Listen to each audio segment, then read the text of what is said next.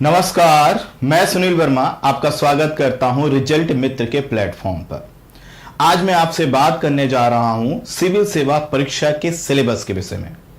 Civil सेवा परीक्षा, जिसको हम सामान्य शब्दों में आईएएस की परीक्षा बोल देते हैं, इसका आयोजन किया जाता है संघ लोक सेवा आयोग के द्वारा। इसी संघ लोक सेवा आयोग को हम यूपीएससी के नाम से भी जानते हैं। संघ लोक सेवा द्वारा आयोजित इस सिविल सेवा परीक्षा को पास करके ही आप डीएम बनना चाहते हैं, एसपी बनना चाहते हैं, एसएसपी बनना चाहते हैं, राज्य के स्तर पर सचिव बनना चाहते हैं और आगे चलकर कैबिनेट सेक्रेटरी बनना चाहते हैं।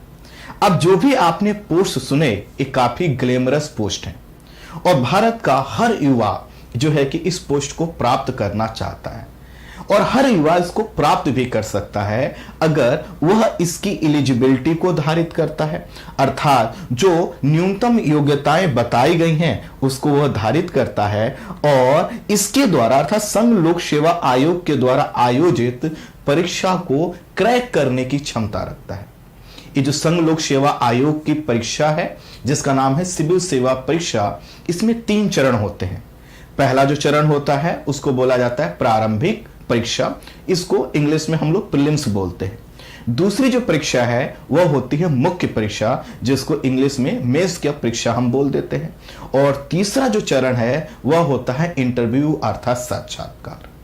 अगर आपको इन तीनों ही चरणों को प्राप्त करना है, इन तीनों ही चरणों को क्रैक करना है, तो इसके लिए जरूरी है कि आप सिविल सेवा परीक्षा के सिलेबस से परिचित हो जाएं।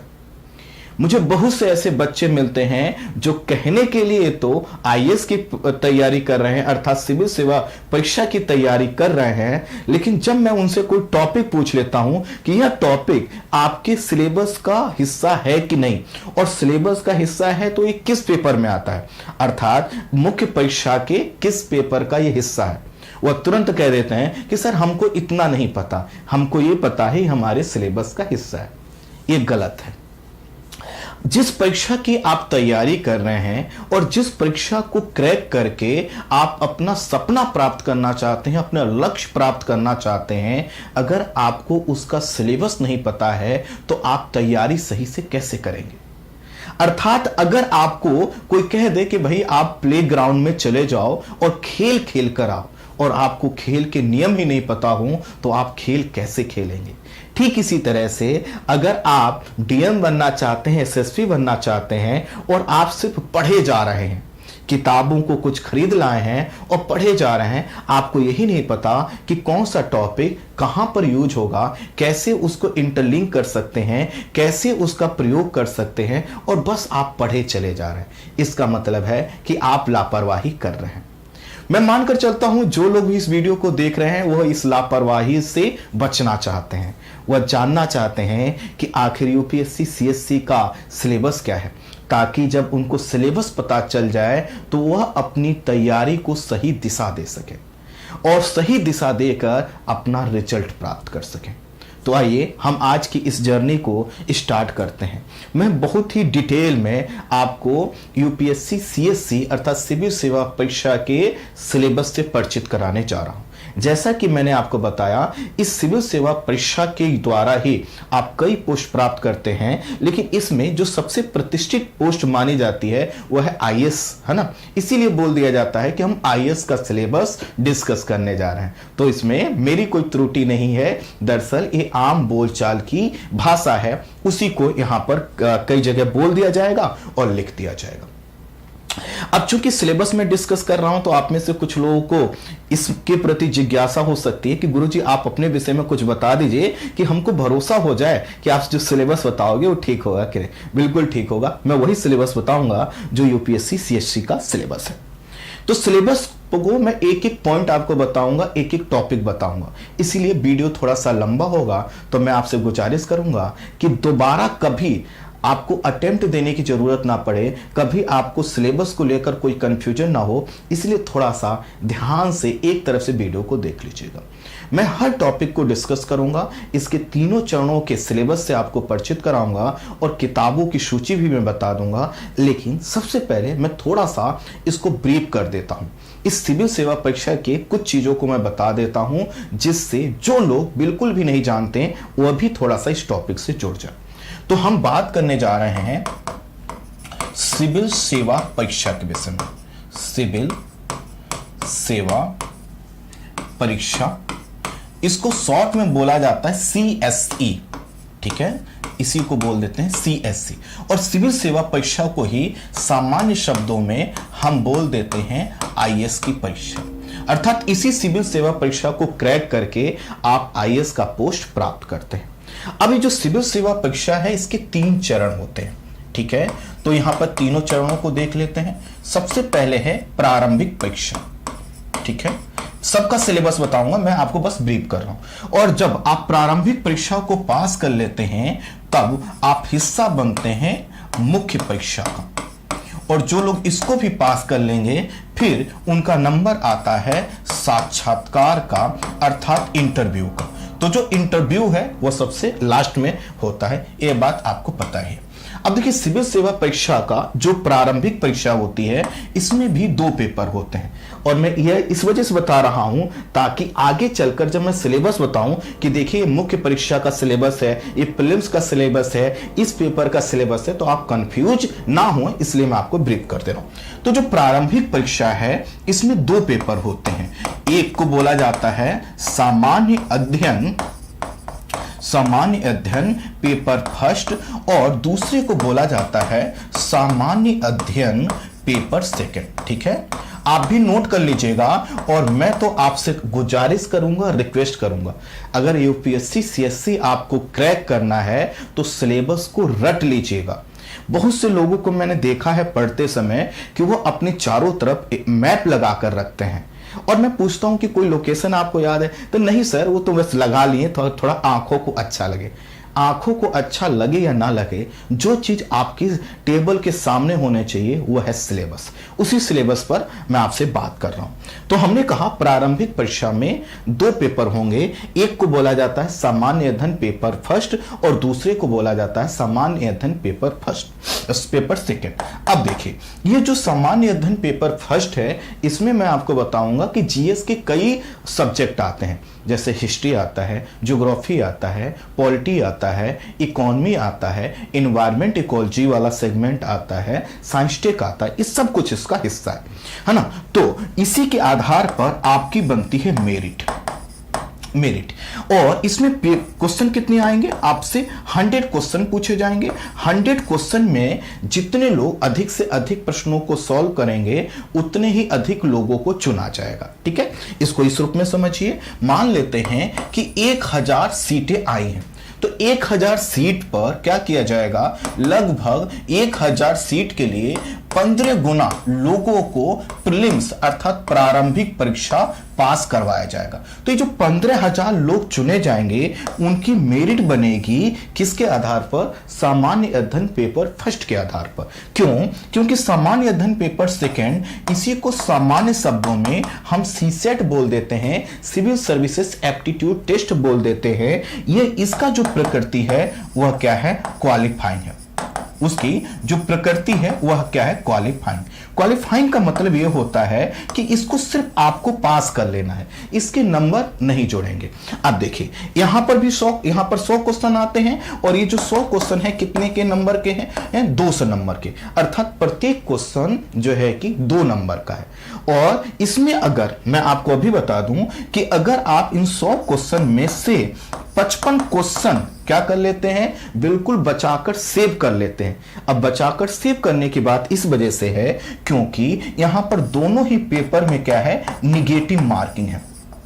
निगेटिव मार्किंग, और निगेटिव मार्किंग कितनी है, 1/3, अर्थात 1/3। इसका मतलब यह हुआ कि अगर आपने क्या किया, 3 प्रश्न गलत कर दिए, समझिएगा, 3 प्रश्न गलत कर दिए, तो आपका एक प्रश्न का जो आपने सही उत्तर दिया था वो लैप्स हो जाएगा। इसको कैसे समझें, आपने क्या किया, 4 प्रश्न किया, और 4 प्रश्नों में से 3 गलत कर दिया, 1 सही कर दिया, तो अब आपका जो स्कोर हो गया वह 0 हो गया। आई होप आप समझ पाए होंगे। तो यहां पर देखिए मैंने कहा निगेटिव मार्किंग के बाद अगर आपके 55 क्वेश्चन बच जाते हैं निगेटिव क्वेश्चन हटा देने के बाद, इसको मैं एग्जांपल से भी समझा देता हूं। जैसे मान लेते हैं आप में से कुछ लोग परीक्षा हॉल में गए, आपने क्या किया 75 क्वेश्चन अटेम्प्ट किए। अब 75 क्वेश्चन जब आपने अटेम्प्ट किए तो इसमें से आपके क्या हो गए 15 क्वेश्चन गलत हो गए, रॉन्ग हो गए। अब बचे कितने आपके 60 क्वेश्चन, लेकिन अब आपने चूंकि 15 क्वेश्चन गलत किए हैं तो इसका 1/3 आपको खामियाजा भुगतना होगा। तो इसका मतलब है कि आपको इसके बदले में 5 क्वेश्चन का नुकसान होगा। तो जो आपके 60 क्वेश्चन थे इसमें से 5 क्वेश्चन और घटा दीजिए तो आपका जो स्कोर हो गया वो कितना होगा 55 क्वेश्चन बिल्कुल सेफ है।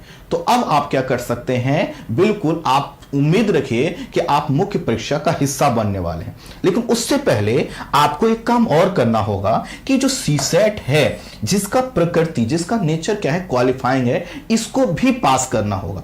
अगर आपने इसको पास नहीं किया तो भले ही इसमें आप जो है कि 55 क्वेश्चन नहीं 95 क्वेश्चन सही करके बैठे हो, उसका कोई मतलब नहीं रह जाएगा। तो इसको आपको जरूर पास करना है। और इसमें आते हैं आपके लिए 80 क्वेश्चन, और एक क्वेश्चन कितने का है आप उसी हिसाब से 200 नंबर का पेपर है ना, 80 क्वेश्चन मिलेंगे। और 80 क्वेश्चन में सबसे बड़ी बात यह है जो क्वालिफाइंग है, आपको क्या करना है 33% मार्क्स लेकर आना है। इसका मतलब यह हुआ कि आपको यहां पर 200 में से सिर्फ 66 और बहुत सेव होने के लिए आप कह सकते हैं कि भैया 67 मार्क्स अगर आपके आ गए हैं 200 में से, है ना, तो आप क्या कर चुके हैं, इसको क्वालिफाई कर चुके हैं। तो यहां पर आपको क्या करना है, सिर्फ 33% मार्क्स लेकर आना है जिससे आप इस पेपर को पास कर सके। आपकी जो मेरिट बनेगी वह किसके आधार पर बनेगी, जीएस पेपर फर्स्ट के आधार पर बनेगी। और जीएस पेपर फर्स्ट का इसीलिए सिलेबस आपके लिए इंपॉर्टेंट हो जाएगा। ठीक है, आई होप आप इसको समझ पाए। तो देखिए हमने कहा कि अगर 1000 सीट है तो 15,000 लोगों को प्रीलिम्स पास करवाया जाएगा। तो लगभग 13 से लेकर 15 गुना स्टूडेंट को पास करवाया जाता है प्रीलिम्स।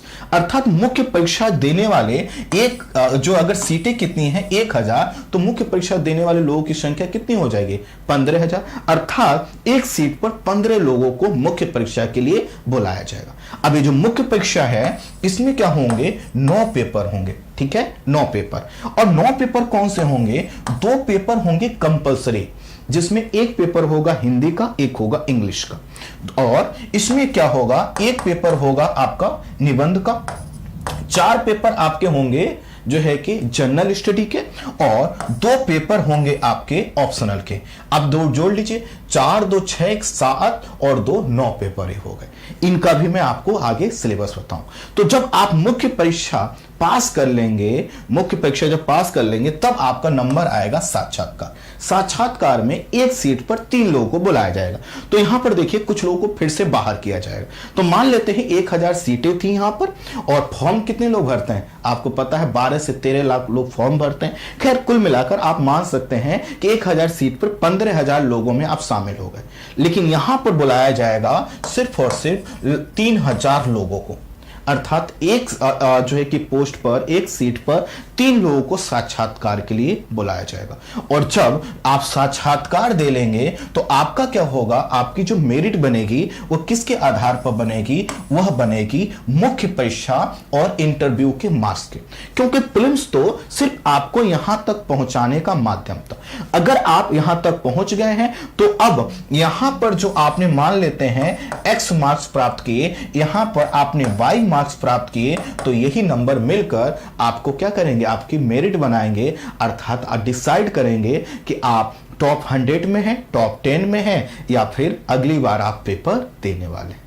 अब देखिए मैंने जब इतना डिस्कस कर दिया तो अब आपके दिमाग में कुछ चीजें क्लियर हो चुकी होंगी कि हमें क्या क्या सिलेबस देखना है। तो हम क्या करेंगे, प्रारंभिक परीक्षा का सिलेबस देखेंगे और मुख्य परीक्षा का सिलेबस देखेंगे। क्योंकि इंटरव्यू का तो कोई डिफाइंड सिलेबस है ही नहीं। जो मुख्य परीक्षा का सिलेबस है वो अपने आप इंटरव्यू का भाग है, और यह जो साक्षात्कार है इसको बोला जाता है आपका पर्सनालिटी टेस्ट। है ना। तो ये है पर्सनालिटी टेस्ट। और वैसे मैं कहूं तो ये पूरा जो यूपीएससी सीएससी का एग्जाम है, ये नॉलेज का टेस्ट तो है ही नहीं, ये सिलेबस का टेस्ट तो है ही नहीं, ये तो पर्सनालिटी का ही टेस्ट है। लेकिन पर्सनालिटी का टेस्ट करने के लिए उन्होंने कुछ सिलेबस दे रखा है, उस सिलेबस से मैं आपको अब परिचित करवाता हूं। आइए एक एक करके मैं आपको बताता हूं। तो जैसे कि हमने कहा, हम डिस्कस करने जा रहे हैं संघ लोक सेवा के द्वारा जो सिविल सेवा परीक्षा करवाई जाती है, जिसको हम सीएससी की परीक्षा बोल देते हैं, और इसी को कई बार हम आईएएस की परीक्षा बोल देते हैं इसके सिलेबस पर। ठीक है, तो इसमें जो पहला चरण होगा इसको हम बोलते हैं प्रारंभिक परीक्षा। ठीक है, जो मैंने आपको बताया। और जो प्रारंभिक परीक्षा है, जो प्रीलिम्स का पेपर है, जो मैंने आपको बताया 2 पेपर होंगे, जीएस पेपर 1 और जीएस पेपर 2। ये क्या है, प्रारंभिक चरण है। इसमें जो क्वेश्चन आते हैं वह क्या होते हैं, ऑब्जेक्टिव। जैसे कि हमने बताया आपको 2 पेपर मिलेंगे। ठीक है, 2 पेपर मिलेंगे, और 2 पेपर कौन से मिलेंगे आपको? एक मिलेगा सामान्य अध्ययन पेपर फर्स्ट, जिसमें आपके जनरल स्टडी के कई पेपर हैं, सिलेबस जो है कि सब्जेक्ट हैं, जिनका मैं अभी आपको नाम बताने वाला हूं, जैसे हिस्ट्री है, ज्योग्राफी है, पॉलिटी है, इकोनॉमी है, एनवायरमेंट है ना। तो इसमें क्या होगा, आपके टोटल 100 क्वेश्चन होंगे। और paper second, GS paper second, इसी को सामान्य शब्दों में हम सीसेट का पेपर बोल देते हैं, इसमें 80 क्वेश्चन होंगे, और यह क्या होगा, क्वालिफाइंग नेचर का होगा। प्रत्येक पेपर के लिए आपको 2-2 घंटे मिलेंगे, और इन्हीं 2 घंटों में आपको मार्कशीट भी भरना होगा, अटेंडेंस भी लगाना होगा। तो मानकर चलिए 1 घंटा 50 मिनट आपको पेपर के लिए मिलता है। काफी टफ पेपर ये होने वाला है। अब देखिए यहां पर आप देखें तो अधिकतम जो अंक होते हैं वो 200 होते हैं, दोनों ही पेपर के लिए अधिकतम अंक हैं 200। एक जगह क्वेश्चन कितने हैं, 100 पेपर फर्स्ट में, और इसी के आधार पर आपकी क्या बनेगी, मेरिट बनेगी। इसके आधार पर क्या होगा, सिर्फ आप क्वालिफाई कर लेंगे तो आपको मान लिया जाएगा कि हां आपके पास एबिलिटी जरूर है यूपीएससी सीएससी के द्वारा दिए जाने वाले पद को धारित करने की। ठीक है, जैसा कि हमने बताया कि प्रीलिम्स में आपको निगेटिव मार्किंग देखने को मिलेगी, और निगेटिव मार्किंग कितनी है, 1/3 की। 1/3 का क्या मतलब है ये भी मैं बता चुका हूं। तो यहां पर देखिए जीएस पेपर फर्स्ट है ना, तो यहां पर ये भी क्या होगा, ऑब्जेक्टिव होगा। जीएस पेपर सेकंड, जिसको सीसेट बोलते हैं, ये भी क्या होगा, जो है कि ऑब्जेक्टिव होगा। इसका मतलब है कि क्वेश्चन आएगा, उसमें A B C D 4 option आएंगे, आपको सिर्फ गोला भरना रहेगा। लेकिन गोला भरते समय ना दिमाग एकदम पसीना आ जाता है, दिमाग हिल जाता है, क्योंकि हर क्वेश्चन आपको टेंशन देता है, हर क्वेश्चन आपको डराता है। लेकिन अगर सिलेबस के हिसाब से पढ़ोगे तो डराएगा नहीं, आपको उत्साह देगा और दिखाएगा कि देखो आपने सिलेबस के हिसाब से पढ़ाई की है तो आपकी तैयारी कितनी है। ठीक है, तो यहां पर देखिए प्रश्नों की संख्या 100 होगी, यहां पर 80 होगी। अधिकतम अंक 200 होंगे, दोनों के लिए 2-2 घंटे, और दोनों में ही निगेटिव मार्किंग आपको देखने को मिलेगी। ठीक है, तो बहुत केयरफुल तरीके से जीएस पेपर फर्स्ट और जीएस पेपर सेकंड को आपको पास करना है। अब मैं बता देता हूं प्रारंभिक परीक्षा में जो हमने कहा जिसके आधार पर आप प्रीलिम्स की आपकी मेरिट बनेगी, अर्थात जीएस पेपर फर्स्ट किसका, प्रारंभिक परीक्षा का, प्रीलिम्स का, उसमें क्या क्या सब्जेक्ट आता है।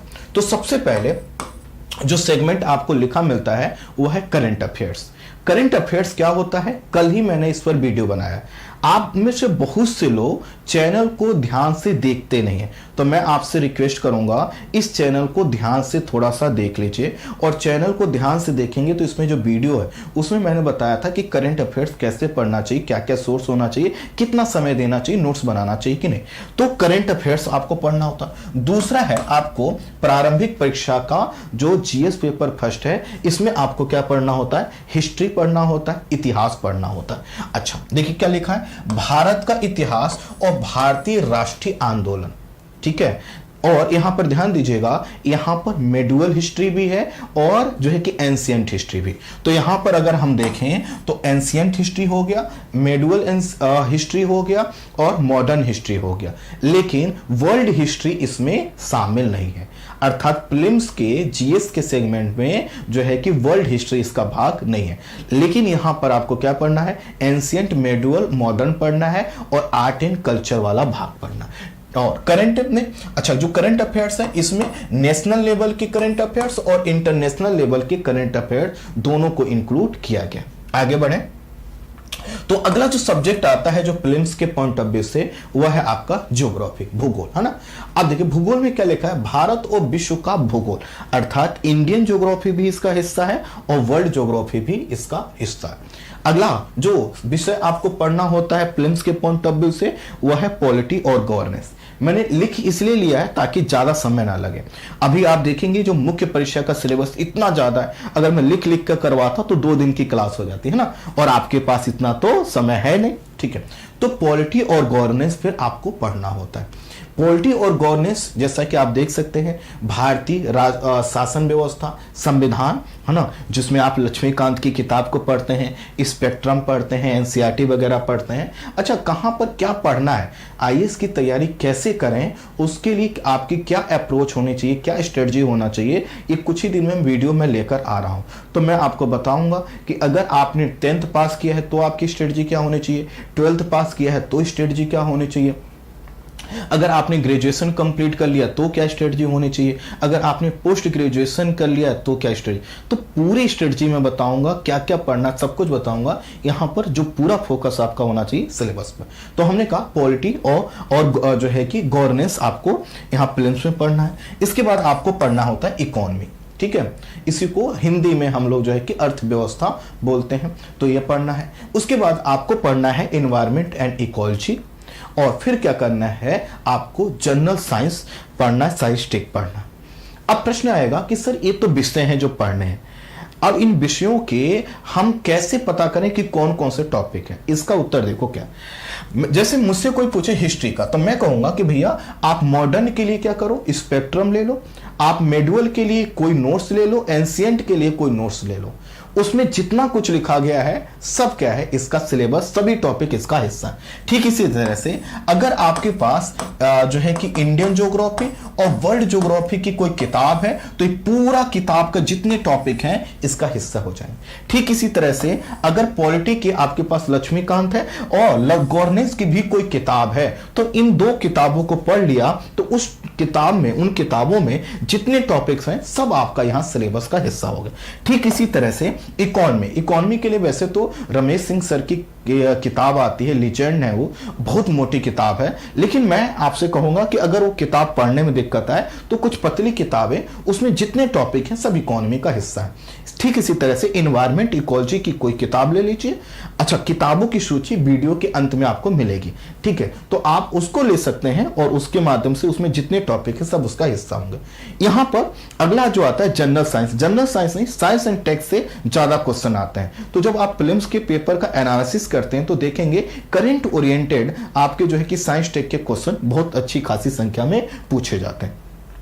तो यही वो सिलेबस है और इन्हीं विषयों पर आपकी अगर पकड़ मजबूत होगी तो आप क्या करेंगे, यूपीएससी सीएससी का जो प्रीलिम्स का पहला पेपर है जिसको हम सामान्य अध्ययन पेपर फर्स्ट कह रहे हैं, इतने विषयों पर अगर आपकी पकड़ अच्छी है तो मानकर चलिए कि आप प्रीलिम्स पास करने के एक स्टेज को पार कर चुके हैं, क्योंकि दूसरा स्टेज अभी आपका इंतजार कर रहा है जिसका नाम है सीसेट। अब देखिए यहां पर जो विषय हैं इनको अगर मैं औसतन आपको बताऊं कितने क्वेश्चन आते हैं तो इससे थोड़ा सा और आइडिया लग जाएगा कि आपको कितना समय देना चाहिए। देखिए करंट अफेयर से औसतन अगर मैं कहूं तो लगभग 10 से 12 क्वेश्चन प्रत्येक साल इस समय ट्रेंड में देखने को मिल रहा है। फिर हिस्ट्री से अगर हम देखें, हिस्ट्री में मैं मॉडर्न हिस्ट्री और आर्ट एंड कल्चर को भी शामिल कर लूं तो लगभग 15 से 16 क्वेश्चन आपको यहां से देखने को मिल जाएंगे। ज्योग्राफी में इंडियन ज्योग्राफी और वर्ल्ड ज्योग्राफी दोनों को मैं ले लूं तो 10 से 12 क्वेश्चन हर साल आपको देखने को मिल जाएंगे। पॉलिटी और गवर्नेंस से क्वेश्चन इस समय ज्यादा आ रहे हैं तो 17 से 18 क्वेश्चन आपसे यहां पर उम्मीद आप कर सकते हैं। इकोनॉमी से भी ठीक ठाक क्वेश्चन आते हैं तो यहां पर भी 16 से लेकर 18 क्वेश्चन हर साल आप देख सकते हैं। एनवायरमेंट इकोलॉजी को करंट अफेयर से जोड़कर देखें तो बहुत इंपॉर्टेंट सेगमेंट है और यहां से 14 से लेकर 15 क्वेश्चन हर साल, और साइंस टेक को अगर यहां पर शामिल कर लें तो लगभग 7 से 8 क्वेश्चन आप देख सकते हैं। तो इस तरह से यहां पर क्वेश्चन पूछे जाते हैं और टोटल क्वेश्चन आपको मिलेंगे 100 क्वेश्चन। इसमें से आपको क्या करना है, अपने सही क्वेश्चन 55 क्वेश्चंस को बचाकर रख लीजिएगा। अब इसमें से भी कुछ लोग होंगे वह कहेंगे कि सर ये क्या जनरल के लिए है, या फिर यह ओबीसी के लिए है, या फिर यह क्या ईडब्ल्यूएस के लिए है, या फिर यह एससी के लिए है, या फिर एसटी के लिए है। तो देखो, मैं ये मानकर चलता हूं कि आपको जो तैयारी करना चाहिए वो कैटेगरी वाइज नहीं करना चाहिए, आपको तो पूरा जी जान झोंक देना चाहिए। तो ये जो 55 है ये किसके लिए है? अगर आप जनरल कैंडिडेट हैं, ईडब्ल्यूएस में है, या फिर ओबीसी में। तो अगर आप एससी और एसटी कैटेगरी में हैं तो आप यहां पर क्या कर सकते हैं, 5-5 क्वेश्चन और कम कर सकते हैं। अर्थात आपके लिए जो कट ऑफ होगा वो 48 से 50 क्वेश्चन हो सकता है, और एसटी कैटेगरी से हैं तो 48 क्वेश्चन भी आप रख सकते हैं। और अगर आप जो है कि शारीरिक किसी अक्षमता के शिकार हैं, उसका आपके पास सर्टिफिकेट है, तो आपका जो स्कोर होना चाहिए वो 45 क्वेश्चन के नियर अबाउट भी चल जाएगा। तो देखो, 100 क्वेश्चन में से आपको क्या करने हैं, सब 55 क्वेश्चन लेकर आने हैं। लेकिन जैसा कि आपको पता है ये 55 क्वेश्चन बहुत टफ पड़ते हैं, और इसी का कारण है कि आप देखेंगे हिंदी मीडियम के बहुत से स्टूडेंट प्रीलिम्स ही पास नहीं कर पाते। अर्थात एक चुनौती है, ये इतना आसान तो है नहीं। खैर, हम आ जाते हैं अपने दूसरे पेपर पर, जिसका नेचर क्वालिफाइंग है, जिसमें हमें सिर्फ और सिर्फ क्या करना है, 33% मार्क्स लेकर आना है। अर्थात 200 में से अगर हम 66-67 मार्क्स लेकर आ जाते हैं तो हम इसको पार कर लेंगे। उसके लिए हमें क्या क्या, तो देखो, उसके लिए हमें करना होता है, पढ़ना होता है कॉम्प्रिहेंशन, और ये सभी चीजें, कॉम्प्रिहेंशन है, मैथ है, रीजनिंग है ना, डेटा इंटरप्रिटेशन है, और जो है कि बाकी सब चीजें यहां पर आप देख सकते हैं। मैथ्स का जो लेवल है लिखा जाता है वह क्या होगा, 10th का होगा, लेकिन उससे भी थोड़ा ज्यादा हो सकता है। लेकिन अगर किसी की मैथ कमजोर है तो उसको डरने की जरूरत नहीं है। आप मेहनत करेंगे, प्रैक्टिस करेंगे, और सीसेट आसान है। क्यों आसान है? इसमें आपको ना बहुत ज्यादा स्कोर नहीं करना। आप कोई कसम खा के बैठ जाए, भले ही जो है कि क्या हो, यह क्वालिफाइंग नेचर का हो, लेकिन मैं तो इसमें क्या करूंगा, जो है कि 80 में से 75 क्वेश्चन करके आऊंगा। 75 नहीं, आप 80 के 80 कर दीजिए, कोई मतलब नहीं है। और इस प्रकार की जिद पालना बेवकूफी कहलाती है, जिसका मतलब यह है कि यूपीएससी सीएससी के हिसाब से आपकी पर्सनालिटी फिट नहीं है ना, तो ऐसा मत कीजिएगा। ये बहुत आसान है। अब देखो, सीसेट को कैसे आपको करना है। सीसेट की कोई भी एक किताब ले लीजिएगा, कोई भी सीसेट की एक किताब ले लीजिएगा, और इसके लिए आपको कहीं पैसे खर्च करने की जरूरत नहीं। आप क्या करना, कॉम्प्रिहेंशन की यूट्यूब पर 10 क्लासेस देख लेना, मैथ्स की 10-15 क्लासेस देख लेना, रीजनिंग की देख लेना, बस प्रैक्टिस करना, अपने आप देखोगे आपका जो स्कोर है, क्योंकि कॉम्प्रिहेंशन सबसे इंपॉर्टेंट है। और कॉम्प्रिहेंशन का मतलब क्या है, एक पैसेज मिलेगा, उसमें से आपको आंसर देना है, बस उस पैसेज में लिखी हुई चीजों से। ये प्रैक्टिस अगर करोगे ना तो मेरे हिसाब से बहुत ईजी हो जाता है। कोई किताब ले लीजिएगा, अगर संभव हुआ, मैंने जैसा कि आपसे बोल रखा है, मैं कई एजुकेटर से सपोर्ट मांगूंगा। अगर वो मुझे सपोर्ट कर पाए और आप लोगों का प्यार और सहयोग रहा, इस चैनल को हम लोग बढ़ा पाए, तो अपने आप कई एजुकेटर आएंगे और सीसेट भी यहाँ पर कंप्लीट होगा। खैर, तो कुल मिलाकर हम लोगों ने मान लेते हैं कि हम लोगों ने भैया प्रीलिम्स को दिया, प्रीलिम्स को देकर हमने क्या किया, हम उसकी मेरिट में शामिल हुए। अब आ चुके हैं हम मेंस के पेपर के लिए। अब ये जो मेंस का पेपर है इसको बोला जाता है मुख्य परीक्षा। मुख्य क्यों बोला जाता है कि सब कुछ आपके भाग्य का निर्धारण यहीं पर होने वाला, यही मुख्य है। इसी को पार अगर आपने सही से कर लिया तो आगे भी इंटरव्यू में भी आपको कोई नहीं रोकेगा, और नहीं किया तो फिर से क्या होगा, अगली बार प्रीलिम्स देना होगा। तो इसी को मुख्य परीक्षा बोलते हैं। अब जो ये मुख्य परीक्षा है ये कब आप देंगे, जब आप प्रीलिम्स को पास करेंगे। और यहां पर अब जो है कि जो मैं टॉपिक आपको बताऊंगा, पूरा सिलेबस, यह आपका दिमाग खराब करता है। अभी तक जो मैंने आपको बताया उसमें तो आपको लगा कि ठीक है सर, समझ में आ गया, यहां से आपका दिमाग थोड़ा सा चकराता है। यहां पर मैं टॉपिक बताऊंगा, कौन सा टॉपिक किस पेपर का हिस्सा है। तो देखिए, मुख्य परीक्षा में जैसा कि आपको पता है, मैंने अभी स्टार्टिंग में इसीलिए बता दिया, 9 पेपर होते हैं, लेकिन 2 पेपर इसमें कंपलसरी होते हैं।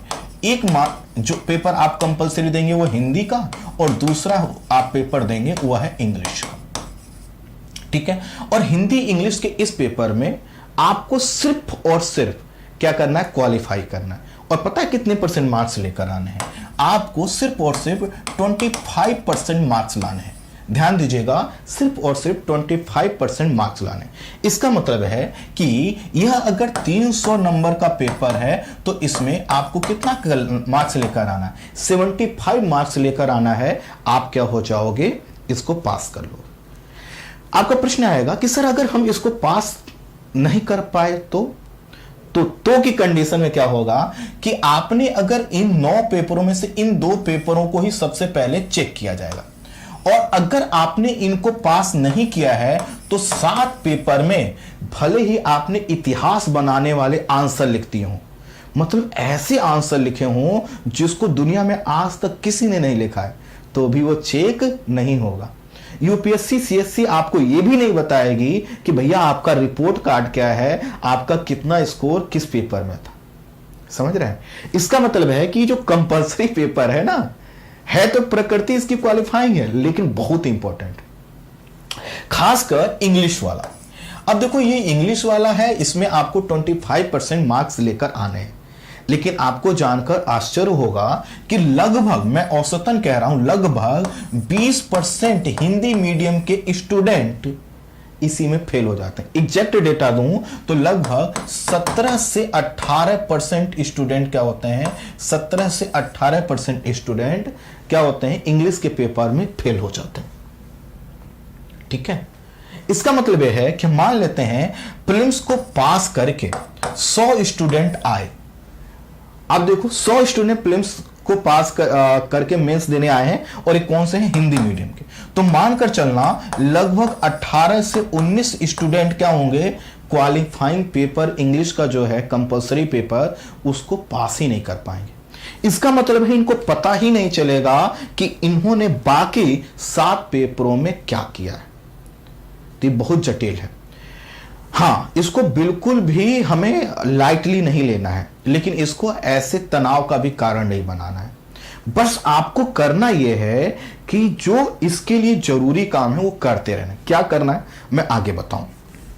अभी हम बाकी पेपरों पर बात कर लेते हैं। तो हमने कहा 7 पेपर बचे, 9 पेपर थे, 2 में एक हिंदी कंपलसरी, एक इंग्लिश कंपलसरी। इंग्लिश कंपलसरी में आपको 25% मार्क्स लाने हैं, सिर्फ उसको पास करना है। उसको पास नहीं करोगे हिंदी इंग्लिश कंपलसरी पेपर को तो एक कॉपियां आपकी चेक नहीं होंगी। 25% मार्क्स लाना है। और अगर आपको है कि क्या करना होगा, तो इंग्लिश अगर आपने 10th तक पढ़ी है तो ठीक है, नहीं है तो यूट्यूब पर आप compulsory English for UPSC CSC डालेंगे तो आपको प्लेलिस्ट मिल जाएगी। वहां से आप थोड़ा सा ग्रामर देख लीजिए, कॉम्प्रिहेंशन पर काम कीजिए, एस्से लिखने पर काम कीजिए। और अगर आप यूपीएससी सीएससी की तैयारी कर रहे हैं तो इंडियन एक्सप्रेस, द हिंदू जैसे कोई भी एक इंग्लिश का न्यूज़पेपर डेली आधे घंटा पढ़ते रहे तो आपके पास अगर वोकैब्स होंगे ना तो अपने आप अच्छा सा निबंध लिख ले जाएंगे और बहुत आसान तरीके से पास कर ले। ये इंग्लिश कंपलसरी इंग्लिश का पेपर उनके लिए टफ होता है जो ये सोचते हैं कि हमारे लिए तो कुछ नहीं है, 10 दिन पढ़ लेंगे पेपर से पहले। अरे भैया, मेंस के 10 दिन पहले आपको रिवीजन इतना करना रहता है कि आपको समय नहीं मिलता।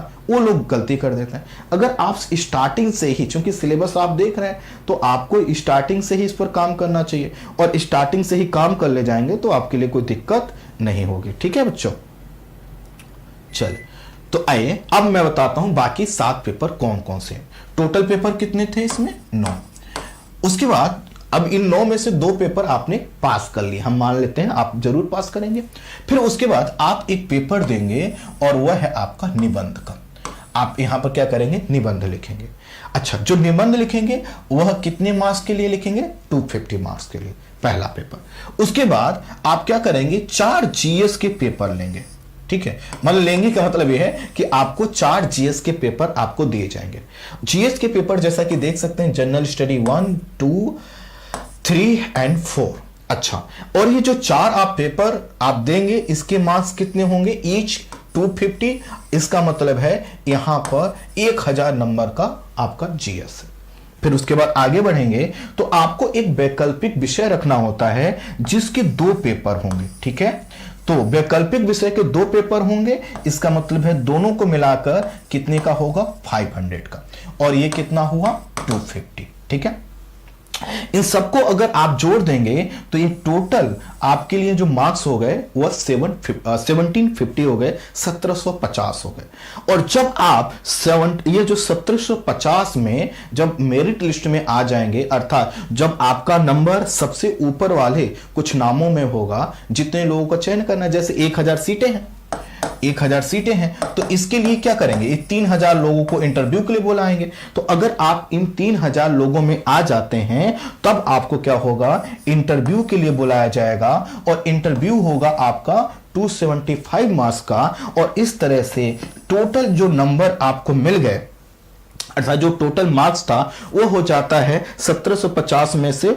275 और जोड़ दीजिए और ये हो गया 2025 नंबर। और इसी में से आपकी क्या बनेगी, मेरिट बनेगी, अर्थात इसी से आपकी क्या बनेगी, रैंक बनेगी। ठीक, इसमें से देखो जो आपके हाथ में नहीं है, पहले ही बता दे रहा हूं, वह इंटरव्यू। इंटरव्यूअर जो है, जो आपका इंटरव्यू लेने के लिए बैठे हैं, वह क्या आपसे पूछ लेंगे कोई नहीं बता सकता।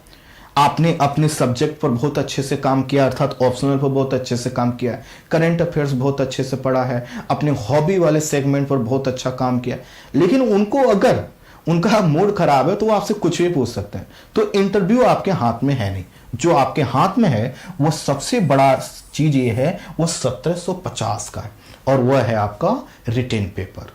और ये जो रिटेन पेपर है यही क्या है, मुख्य परीक्षा का भाग है। अब इस रिटेन पेपर में आपको मिलता है निबंध का पेपर 250 मार्क्स का, 1000 नंबर का जीएस और 500 नंबर का ऑप्शनल।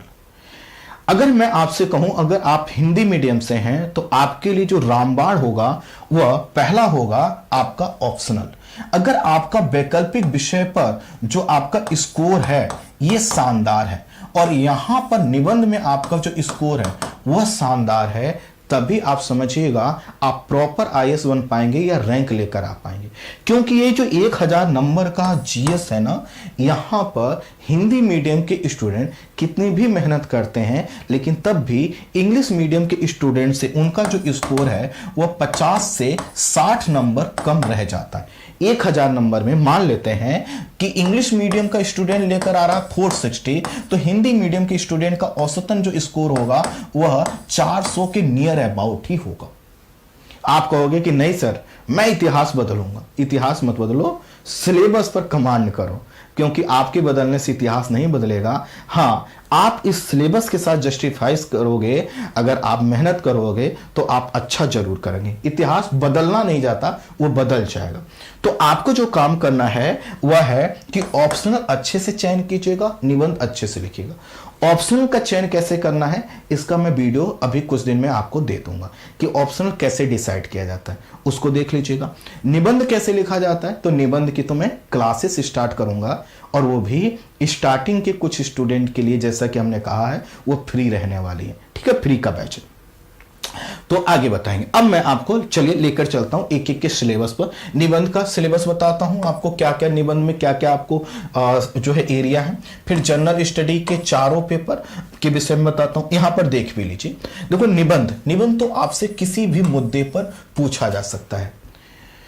वह दार्शनिक मुद्दा हो सकता है, वह कोई साहित्य की बात हो सकती है, वह किसी का कथन हो सकता है, वह समाज का कोई घटनाक्रम हो सकता है। किसी भी मुद्दे पर वह आपको लिखने के लिए दे सकते हैं। वह स्वच्छ भारत पर आपसे निबंध लिखवा सकते हैं, वह नक्सलवाद माओवाद पर लिखवा सकते हैं, आतंकवाद पर लिखवा सकते हैं, वो क्लाइमेट चेंज पर लिखवा सकते हैं, वो जैव विविधता पर लिखवा सकते हैं, वह महिलाओं की स्थिति पर लिखवा सकते हैं, वह बाजार पर लिखवा सकते हैं, वो बदलती हुई तकनीकी पर लिखवा सकते हैं, रोबोट, कुछ भी। मतलब उनको क्या करना है, आपका जो डायनामिक प्रेजेंटेशन है कि आप किसी चीज पर कितनी डायनामिक तरीके से, कितने एंगल से सोचते हो, वह वो चेक करना चाहते हैं। तो इसके लिए वो क्या करते हैं, निबंध पूछते हैं। और यह जो निबंध है इसमें आपको 2 निबंध लिखना होता है और दोनों का मार्क्स क्या है, 125। ये अच्छी चीज है।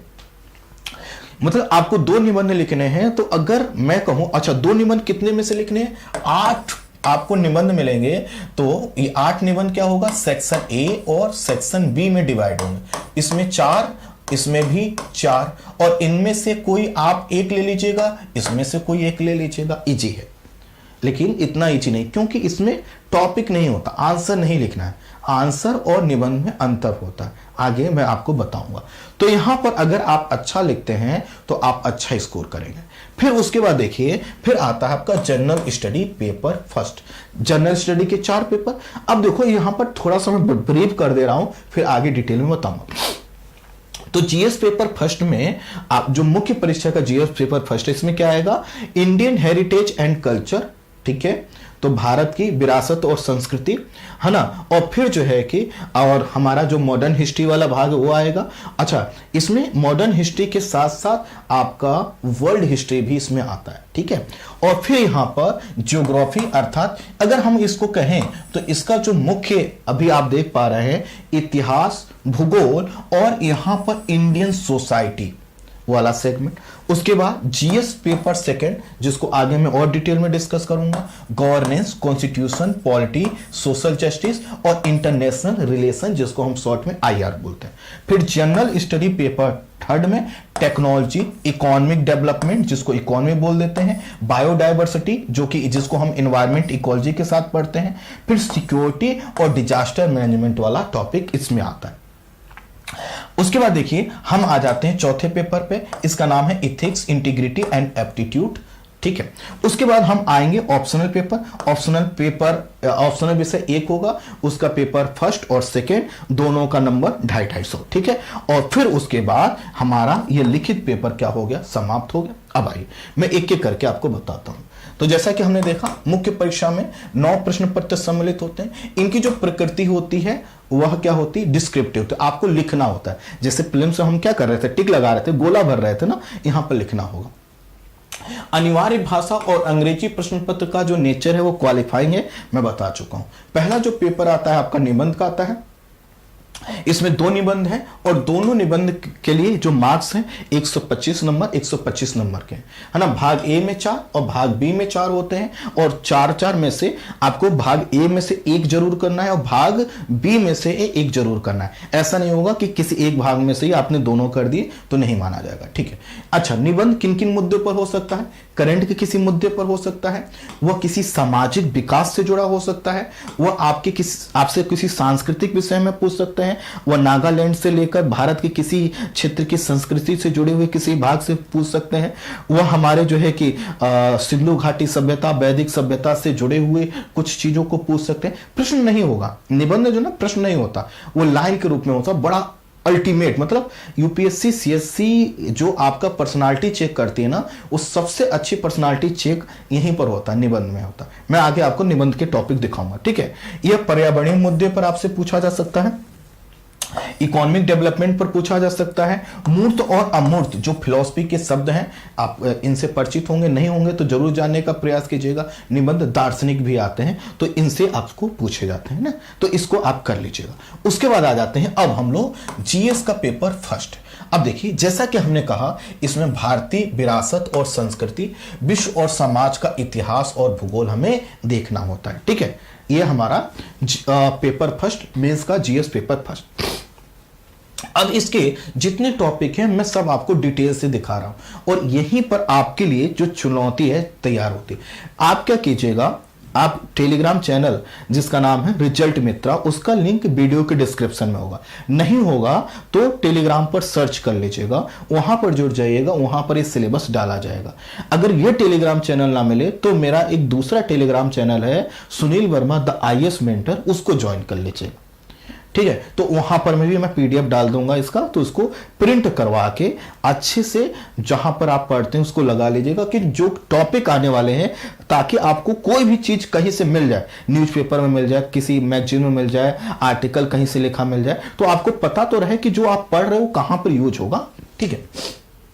तो देखिए, आइए हम इसको डिकोड करते हैं पेपर फर्स्ट को। तो इसमें भारतीय संस्कृति में प्राचीन काल से आधुनिक काल तक के कला के विविध रूप, है ना, साहित्य और वास्तुकला के विभिन्न पहलू आपसे पूछे जाते हैं, ठीक है, अर्थात आर्ट एंड कल्चर का पूरा सेगमेंट इसमें आ जाता है। फिर 18वीं सदी के लगभग मध्य से लेकर वर्तमान समय तक आधुनिक भारतीय इतिहास अर्थात मॉडर्न हिस्ट्री आपसे यहां पर पूछी जाती है। अब ये जो मॉडर्न हिस्ट्री हम पढ़ते हैं तो इसमें हम कई पर्सनालिटी की बात करते हैं, हम गांधी जी की बात करते हैं, हम श्री सुभाष चंद्र बोस जी का बात करते हैं, हम भगत सिंह जी की बात करते हैं, हम जो है कि ईश्वर चंद्र विद्यासागर जी की बात करते हैं। जितने भी पॉलिटिकल जो है कि रिफॉर्मर्स हुए, जो हमारे सोशल रिफॉर्मर्स हुए, उनके विषय में तो महत्वपूर्ण घटनाओं को देखना है। जैसे प्लासी की घटना देखते हैं, बक्सर की घटना देखते हैं, 1857 की घटना देखते हैं, है ना, जलियांवाला बाग हत्याकांड, बहुत सी चीजों को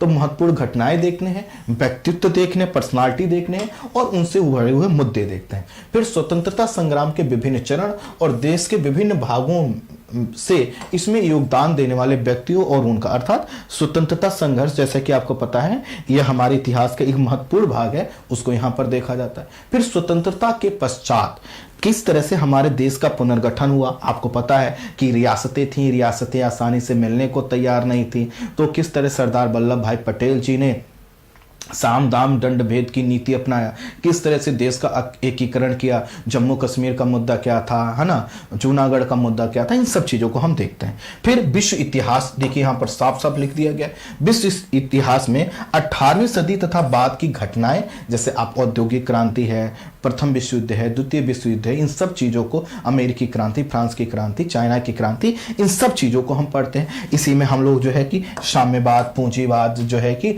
इस तरह की आइडियोलॉजी वाले टॉपिक्स हम पढ़ते हैं, ठीक है। और इसके बाद हम जो है कि आ जाते हैं इसी टॉपिक में, पहले ही पेपर में हमें पढ़ना होता है भारतीय समाज की प्रमुख विशेषताएं, अर्थात भारत की जो समाज है उसमें कौन कौन सी विविधताएं देखने को मिलती हैं।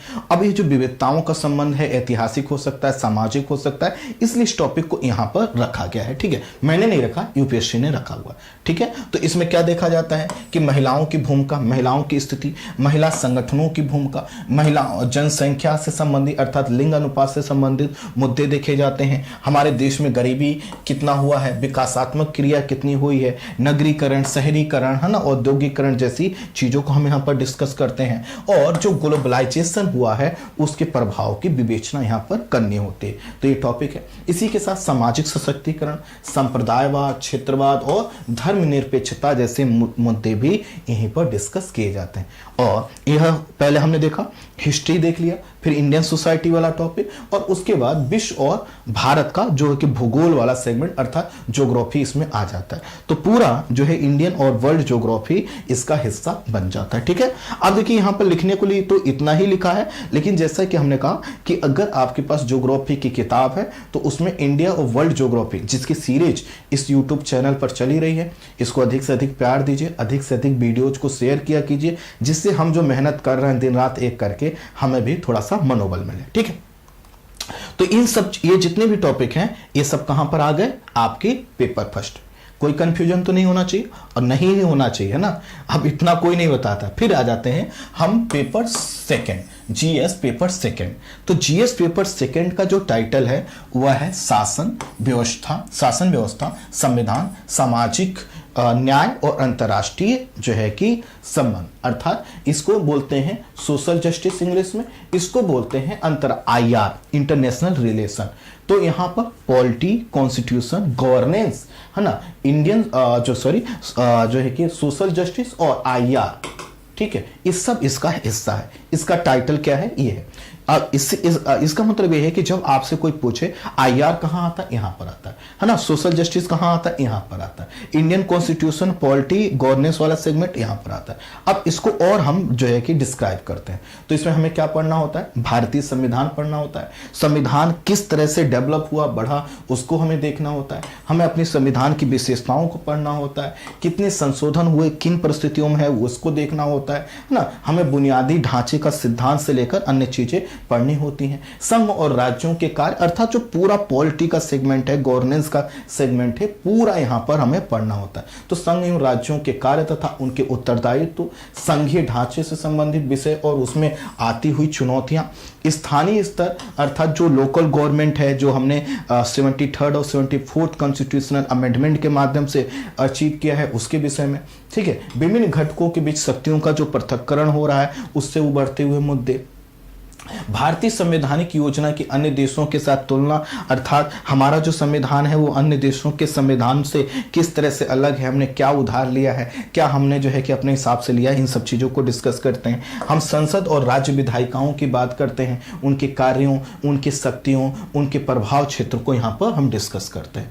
ठीक इसी में हम लोग कार्यपालिका और न्यायपालिका की संरचना, उसके संगठन और कार्य पर बात करते हैं। ये सब कहाँ हो रहा है? सेकेंड पेपर में, ठीक है। सरकार के मंत्रालय और एवं विभागों पर हम बात करते हैं, है ना। हम इसी में प्रभाव समूह क्या होते हैं, दबाव समूह क्या होते हैं, औपचारिक संगठन क्या होते हैं, अनौपचारिक संगठन क्या होते हैं, इनकी शासन प्रणाली में जो भूमिका है उसको हम यहाँ पर डिस्कस करते हैं। ठीक इसी तरह से हम जनप्रतिनिधित्व अधिनियम 1951 पर बात करते हैं और यही जनप्रतिनिधित्व अधिनियम कई रूपों में समय समय पर चर्चा में बना रहता है, इससे खूब क्वेश्चन पूछे जाते हैं।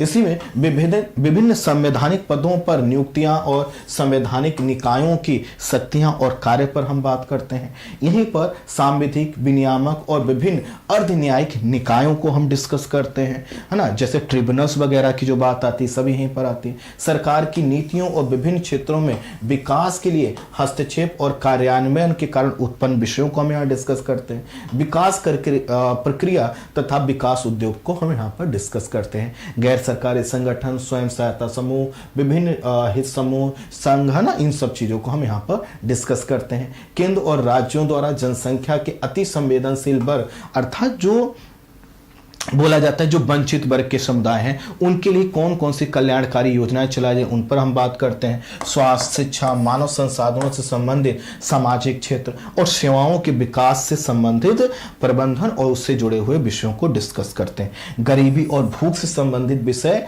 साफ साफ यहाँ पर लिख दिए गए हैं। ठीक इसी तरह से शासन व्यवस्था, पारदर्शिता, जवाबदेही के महत्वपूर्ण पक्ष, ई गवर्नेंस के प्रयोग, है ना, इनके मॉडल, इनकी सफलता, इनकी सीमाएं, है ना, नागरिक चार्टर, ये सब चीज हम पेपर सेकंड में डिस्कस करते हैं। इसी में हम लोकतंत्र में सिविल सेवकों की भूमिका भी डिस्कस करते हैं। और इसी में जैसा कि कहा हमने आईआर मतलब इंटरनेशनल रिलेशन, तो इंटरनेशनल रिलेशन में ही हम देखते हैं भारत और उसके पड़ोसी देशों के साथ संबंध, द्विपक्षीय, क्षेत्रीय अर्थात द्विपक्षीय मतलब दो देशों के बीच का संबंध, क्षेत्रीय का मतलब है जैसे एशिया पैसिफिक का संबंध, है ना, अटलांटिक का संबंध, नेटो का आपने नाम सुना होगा। इन तरह के टॉपिक को हम यहाँ पर डिस्कस करते हैं। भारत के हितों पर विकसित तथा विकासशील देशों की नीतियां और राजनीतिक प्रभावों को हम यहाँ पर डिस्कस और समझने का प्रयास करते हैं, है ना। प्रवासी भारतीय, जैसे कि आपने देखा सूडान में प्रवासी भारतीय फंसे हुए थे,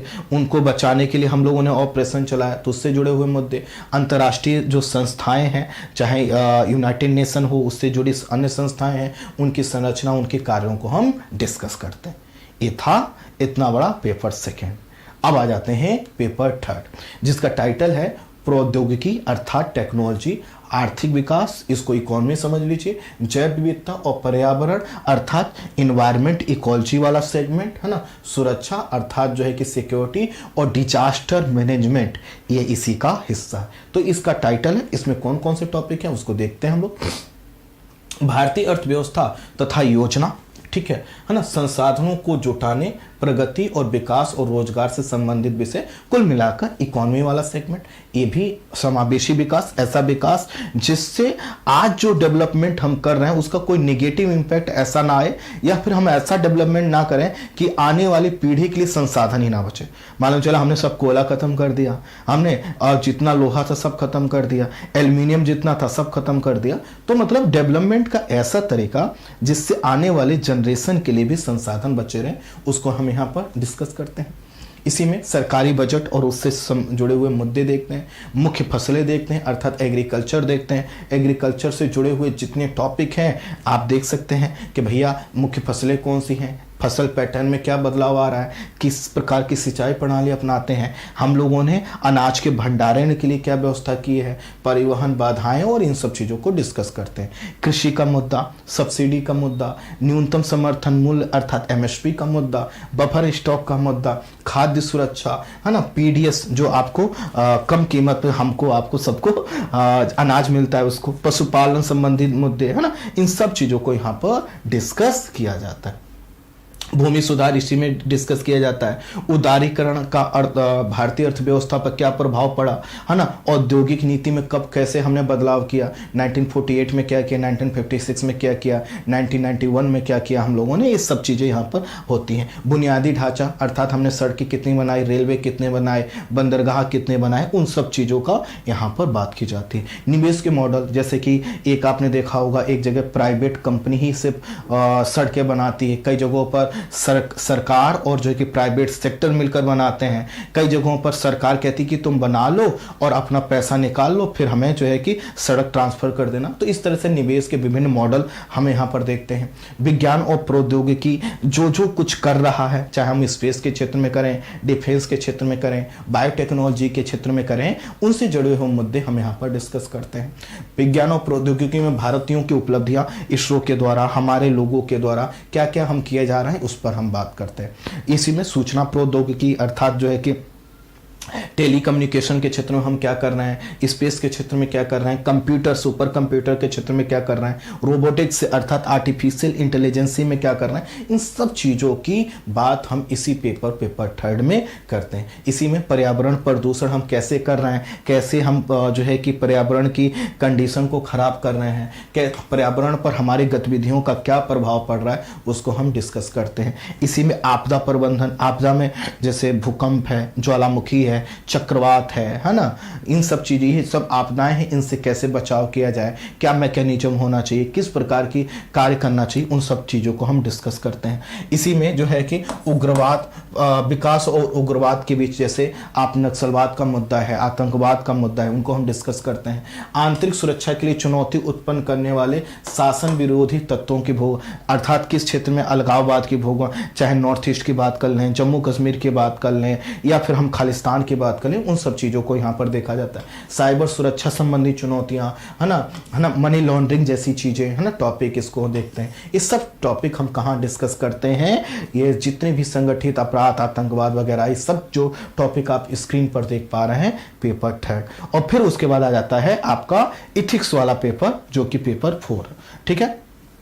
तो पेपर 4 जिसको इथिक्स बोलते हैं, तो इसमें आप नीति शास्त्र कि आपकी नीति कैसी है, नीति किस प्रकार की होनी चाहिए, एक ब्यूरोक्रेट्स के अंदर क्या क्या मूल्य होना चाहिए, क्या क्या वैल्यू होनी चाहिए, आपके अंदर सत्यनिष्ठा कितनी है, आपका एप्टीट्यूड कैसा है, अप्रोच कैसा है, आप कितनी पॉजिटिव हो, कितने डायनेमिक तरीके से किसी चीज़ पर सोचते हो, आप कितने संवेदनशील हो, आप कितनी जटिल परिस्थितियों का आसान तरीके से कर लेते हो, आप कितने लालची हो, कितने लालची होने की संभावना है, आप जाकर जो है कि सिविल सेवा परीक्षा को क्रैक करके लूटने वाले हो या समाज को कुछ लौटाने वाले हो, इनसे जुड़े हुए जो मुद्दे हैं ये सब इसमें आते हैं। तो ये जो टॉपिक है इनको बस देख लीजिए, ठीक है, इनको आप देख लीजिएगा। देखने का मतलब है पीडीएफ मैं दूंगा, उसको ध्यान से एक एक शब्द पढ़िएगा। क्योंकि मैं ये टॉपिक नहीं पढ़ाता हूं तो इसलिए मैं इसको ज्यादा डिस्कस नहीं कर रहा हूं, आप इन सब टॉपिक को पढ़ लीजिएगा, ठीक है।